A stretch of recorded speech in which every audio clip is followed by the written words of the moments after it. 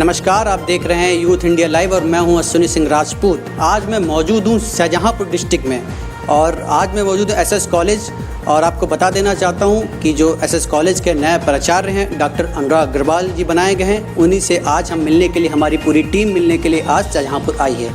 तो मुलाकात करते हैं इस खास शख्सियत से जो हमारे साथ मौजूद हैं, डॉक्टर अनुराग अग्रवाल जी। सर बहुत बहुत धन्यवाद जो आपने हमें आज समय दिया। सबसे पहले तो बहुत बहुत बधाई आपको। थैंक यू, आपके चैनल ने आज हमसे वार्ता के लिए समय लिया जी, और आपने इतना समय वेट भी किया। कोई नहीं सर, आकर क्योंकि वृक्षारोपण अभियान चल रहा है तो उसमें थोड़ी व्यस्तता थी। अच्छा जी। तो सर सबसे पहले हम ये जानना चाहते हैं कि आज एक बड़ी भूमिका के रूप में आप कॉलेज के पद पे अपने हैं, क्या आपका ड्रीम था, क्या आपकी जो जर्नी थी, क्या लगता है कि आप इस मुकाम तक पहुँचेंगे, कैसा रहा सफ़र, ये ऐसा दर्शकों को बताइए। देखिए, जब मैं बीकॉम में पढ़ता था तब मैं अपने टीचर से बहुत ज़्यादा प्रभावित हुआ जी। और उस समय पढ़ते पढ़ते मैंने निश्चित कर लिया था मुझे शिक्षा के क्षेत्र में आना है जी।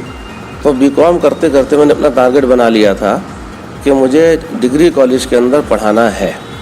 उसी को ध्यान में रख करके फिर मैंने आगे एमकॉम की बड़ी गहराई से पढ़ाई की, पीएचडी किया और फिर बाद में इस कॉलेज के अंदर वैकेंसी निकली 1985 में, तो मैंने अप्लाई किया जी। 1986 में यहाँ मेरा अपॉइंटमेंट हो गया और उसके बाद मैं कॉमर्स डिपार्टमेंट में पढ़ाता रहा।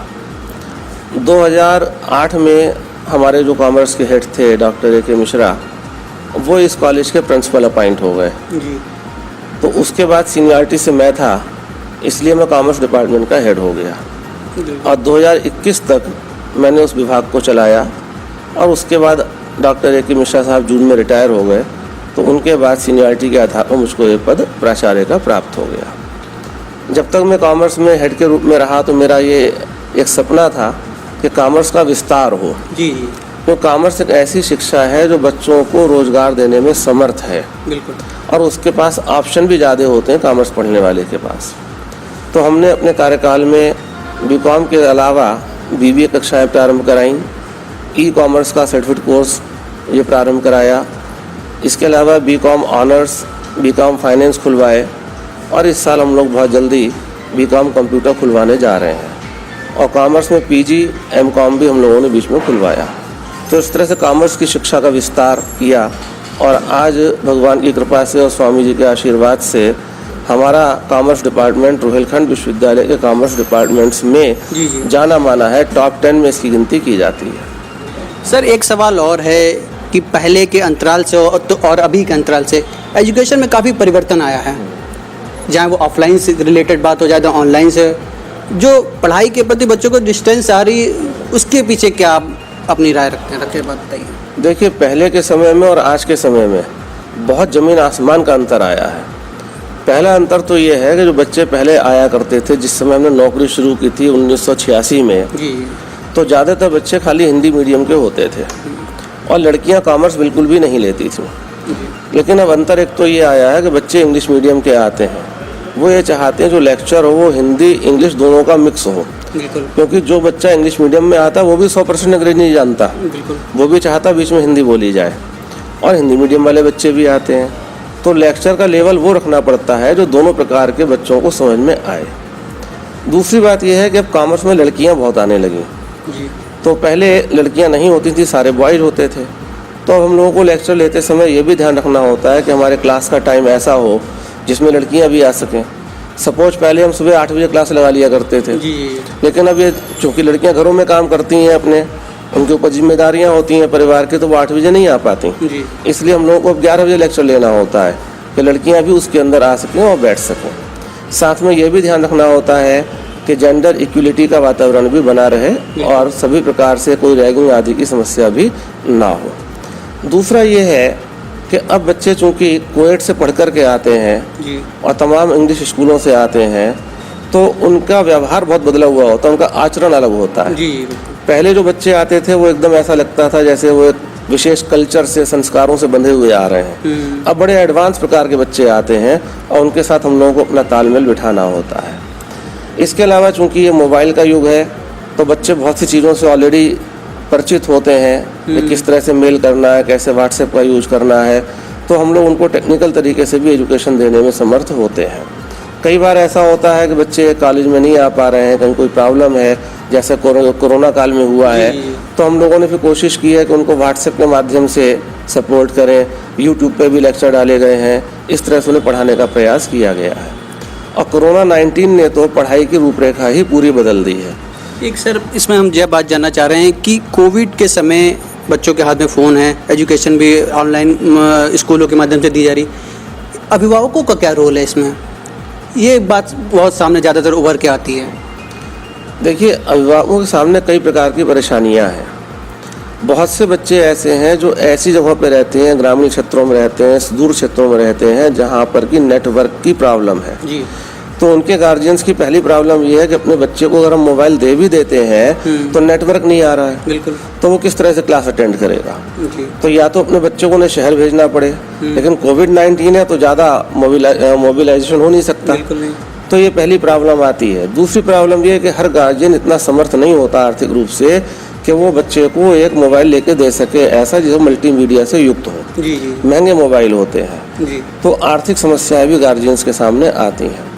एक प्रॉब्लम कुछ गार्जियंस और फेस करते हैं, जैसा उनसे चर्चा होती है कि बच्चे के हाथ में अगर मोबाइल आ जाता है तो मोबाइल का प्रयोग वो पढ़ाई के लिए जितना करता है उससे ज़्यादा दूसरे कामों में करने लगता है। जी जी बिल्कुल। तो उसका समय नष्ट होता है। उसको मोबाइल इसलिए दिया गया तुम क्लास अटेंड करो, अपना होमवर्क करो, लेकिन वो फ्रेंड्स से चैटिंग करने लगता है, इधर उधर की साइट खोल कर देखने लगता है। तो मोबाइल का उपयोग जितना होता है उससे ज़्यादा दुरुपयोग होने लगता है। जी। इसके अलावा डाटा चूँकि रिचार्ज कराना पड़ता है तो वो खर्चा परिवारों में बढ़ गया कि बच्चे डाटा यूज़ कर रहे हैं पढ़ाई पे 1 घंटा, बाकी कामों पे एंटरटेनमेंट 2 घंटा 3 घंटा, तो बार बार डाटा रिचार्ज कराना पड़ता है। तो इस तरह की परेशानियां कुछ गार्जियंस के सामने आई हैं। और जो छोटे बच्चे हैं या थोड़े से एकदम कहना चाहिए एकदम यंग बच्चे हैं, शुरू में जो BA पार्ट 1 में BCom 1 में एडमिशन लेते हैं, उनकी मैंने महसूस किया आई साइड की प्रॉब्लम आने लगी है कि लगातार मोबाइल देख रहे हैं, लैपटॉप देख रहे हैं, तो उनकी आंख पर स्ट्रेन पड़ता है। स्ट्रेस पड़ने पर आंख कमज़ोर होने लगी है, सिर में दर्द होने लगा है। इस तरह कुछ समस्याएं सामने आ रही हैं। कोई उपाय हमारे दर्शकों के लिए कि इन चीज़ों को कैसे दूर किया जा सकता है? अभिभावकों को सख्ती करना चाहिए या बच्चों पर ध्यान देना चाहिए? कोई ऐसे उपाय दर्शकों के लिए? हाँ, देखिए, जो बच्चे समझदार हैं, जो खुद अपना भला बुरा समझते हैं, उनके पास अगर मोबाइल है तो उन्हें खाली गाइड करने की ज़रूरत होती है कि बेटा आपको किस तरह इसको यूज़ करना है। लेकिन जो बच्चे ऐसे इनको नया मोबाइल दिया गया है या मोबाइल था लेकिन वो मैच्योर्ड नहीं है बच्चे अभी, तो उन पर थोड़ा सा अनुशासन बनाने की आवश्यकता होती है। उसका तरीका ये होना चाहिए कि जो उनके स्कूल से लेक्चर का टाइम है उस टाइम उन्हें मोबाइल दिया जाए। बिल्कुल। उसके बाद में जो उनका होमवर्क का टाइम है उस टाइम उन्हें मोबाइल दिया जाए, बाकी समय मोबाइल उनसे लेकर के गार्जियंस के पास में जमा कर लिया जाए। तो एक तो प्रयास ये करना चाहिए। दूसरा प्रयास ये भी कर सकते हैं गार्जियंस कि अगर एक मोहल्ले में, एक कॉलोनी में एक ही स्कूल के पढ़ने वाले कई बच्चे हैं तो वो बच्चे जो है केवल एक ऐसी डिवाइस क्रिएट कर लें कि वो उस डिवाइस के माध्यम से आपस में बातचीत कर सकें और अपने लेक्चर को अटेंड कर सकें। ये भी कर सकते हैं कि हम इस तरह का कनेक्शन एक ले लें कि एक ही कनेक्शन, जैसे इंटरनेट होता है, तो वो कनेक्शन जो है 8-10 आसपास के घरों में एक साथ काम कर सके, तो उससे खर्चा भी कम हो जाएगा और बच्चे भी इकट्ठा मिलकर के पढ़ सकते हैं। और कोशिश ये करें कि जो गार्जियन समृद्ध हैं वो बच्चों को मोबाइल के स्थान पर लैपटॉप प्रोवाइड कराएं। लैपटॉप पे पढ़ाई करने से बच्चों की आंखों पर स्ट्रेन नहीं पड़ता है और बैठने का तरीका भी सही होता है, तो फिजिकली थोड़ा सा वो फिट रहते हैं। अंतिम सवाल यह जानना चाह रहे हैं हम, अभी आप नए दायित्व पे आप निर्वहन करेंगे, अभी तक जो कॉलेज में नहीं है शिक्षा, क्या आप लाना चाह रहे हैं कोर्सेज से रिलेटेड या कुछ अन्य चीज़ें जो बच्चों को जिनमें रुचि होती है जो अभी तक नहीं है, आपने सोच रहे हो कि ये चीज़ कॉलेज में होनी चाहिए, क्या नई चीज़ें? देखिए, कॉलेज को लेकर के आगे कई चीज़ें हम लोगों ने अपने अनुभव के आधार पर निश्चित की हैं। एक तो कोविड-19 ने हमें बहुत बड़ी शिक्षा दी है कि पढ़ाने की ऐसी संपूर्ण व्यवस्था महाविद्यालय में होनी चाहिए और महाविद्यालय के शिक्षकों को इतना ट्रेंड और कुशल होना चाहिए कि वो आधुनिक सूचना तंत्र के तकनीकियों को प्रयोग करके बच्चों को पढ़ा सकें। जी।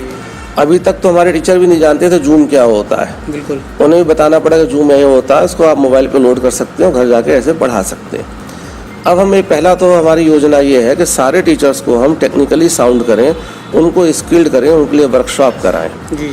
दूसरा प्रोग्राम ये है कि बहुत से टीचर्स के पास में लैपटॉप नहीं है, तो कॉलेज की ओर से उन्हें कुछ सहायता दी जाए इस तरह से कि हर टीचर के पास अपना एक लैपटॉप हो जिसका प्रयोग करके वो अपनी टीचिंग का कार्य कर सके। तीसरा प्रयोग हम लोग बहुत बड़ा ये करना चाहते हैं कि अपने कॉलेज में एक स्टूडियो बनाने का प्रोग्राम कर रहे हैं जिसमें डिफरेंट प्रकार के लेक्चर्स को रिकॉर्ड किया जा सके और वो रिकॉर्ड किए गए लेक्चर बच्चों के लिए यूट्यूब पर या फेसबुक पर इस तरह के मीडिया पर वो उपलब्ध हो सके।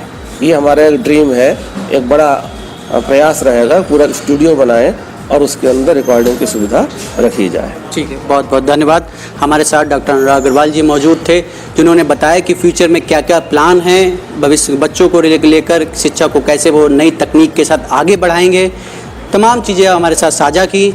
तो देखते रहिए यूथ इंडिया लाइव के साथ। जय हिंद, जय भारत, बहुत बहुत धन्यवाद।